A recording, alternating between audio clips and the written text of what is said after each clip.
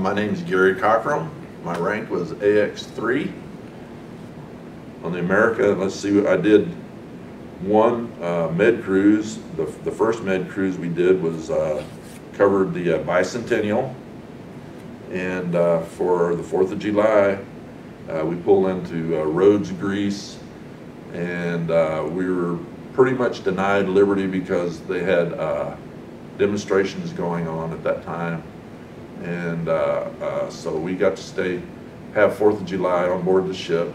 Everybody's pretty blue about that, but that's just the way it was, and we made up for it in other ports. And so that Liberty was memorable. Whenever we first got to the Mediterranean on that particular tour, we had to make a quick shot across from Norfolk to the Med because there was a crisis in a little place called Lebanon, and during that time I believe we bent one of the drive lines on one of the screws, and I think, I'm not boasting or real familiar with it, but I think that vibration was on that ship whenever they did the sink X. It was one of the problems with the USS America. And then we on the next cruise, or during the workups for the next cruise, we were able to go to Rio de Janeiro. And one of the things I remember about it was me and my buddy Don White, we rented a little Fiat, and over there they had either Fiats or Volkswagen Beetles, and they were everything there I believe was made in Brazil, and they were pretty well evenly matched. So we drove to Copacabana, and Copacabana is like a big circle. The streets are it's a one-way oval. It goes around the city, at least it was that way whenever we were there. And in order to get into the city itself, you had to make your way through the 6 or 8 lanes from the oval into the center. So you pull to a light, which is red. When we first pulled in there, the light was red, and all these little cars are sitting there, and the drivers are sitting there like little racers, and they're revving their engines, and the light turns green, and you pop your clutch and you shoot for the inside.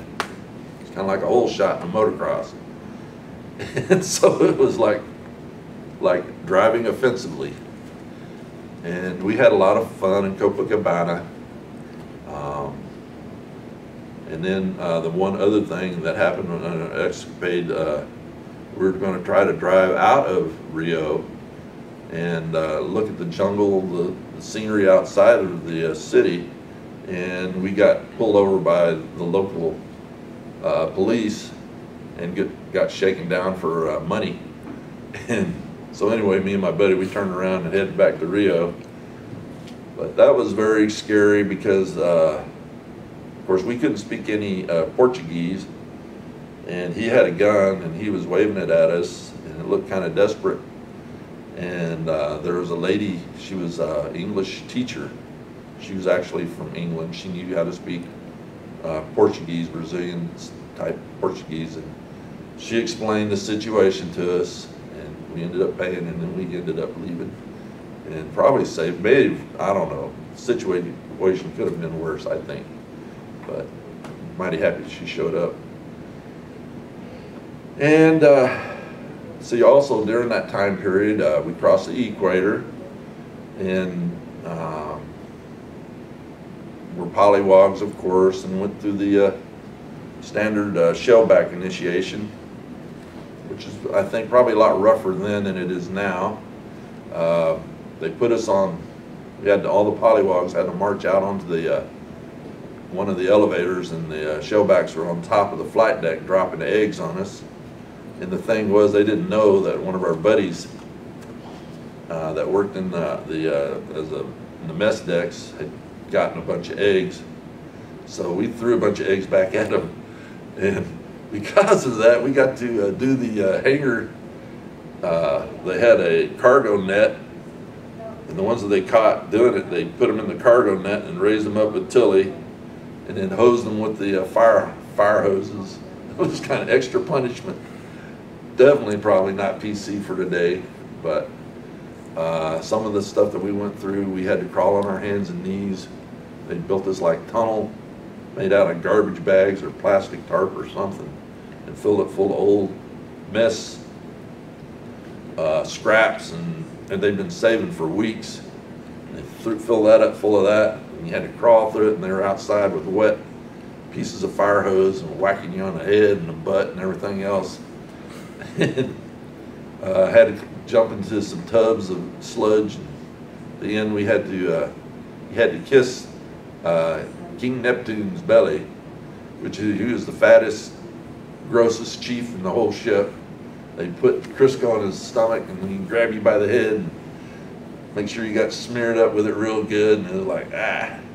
And in the final insult, they had some mixture of grease and Crisco and whatever else, and anoint you. He became a shellback.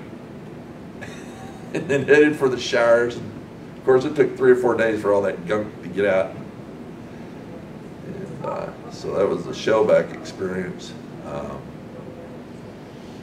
On board the ship, of course, we were in between battles, engagements, so it was, you know, we didn't have a whole lot going on, but we were doing a lot of patrol.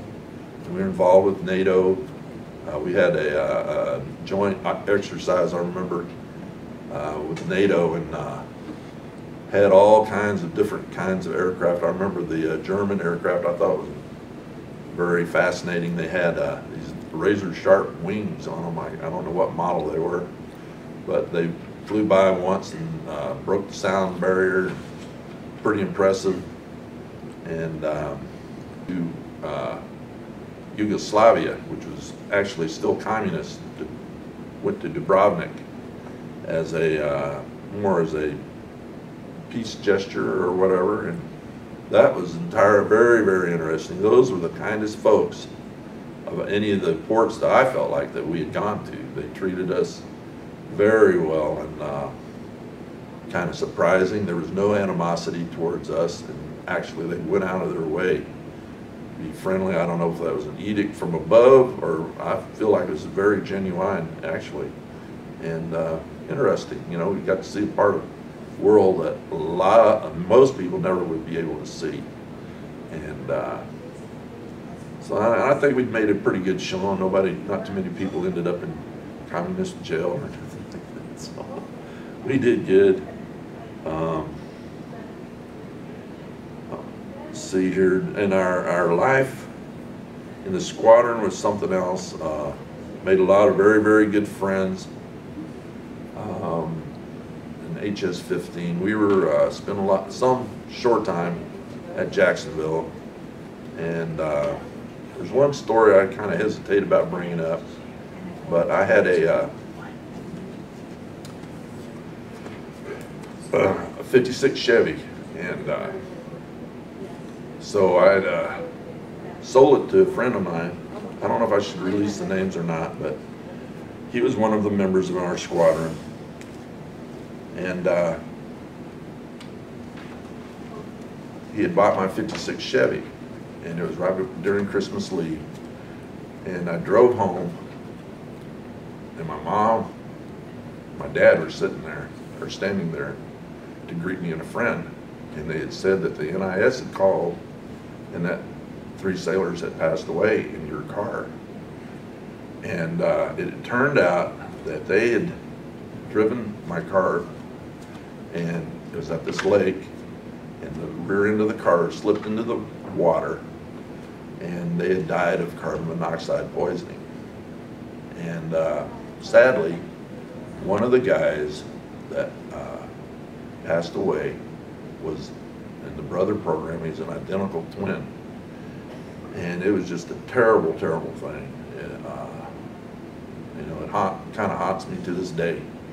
But you know, it's just wonder. I mean, there, but for the grace of God, you know, it was just So I think about that sometimes, you know, and that was just, you know, it was tough, even during peacetime sometimes, you know, it's something I think about, but.